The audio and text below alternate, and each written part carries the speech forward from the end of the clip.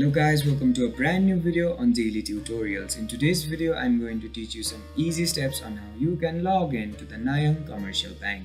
Before we start the video, don't forget to like, share and subscribe to the channel for more such useful tutorials. Without further ado, let's move on to the video. First of all, make sure that you're connected to the internet. Once you make sure that you're connected to the internet, open up a web browser. Now, once the web browser is open up on your screen, type in www.ncb.com.hk and then hit the enter button. After the home page of the Nanyang Commercial Bank opens up on your screen, on the top right corner of your screen, you'll see this login button. Go ahead and hover over it and then click on this HK Personal Internet Banking option. Once you click on the HK Personal Internet Banking option, a window will appear on your screen.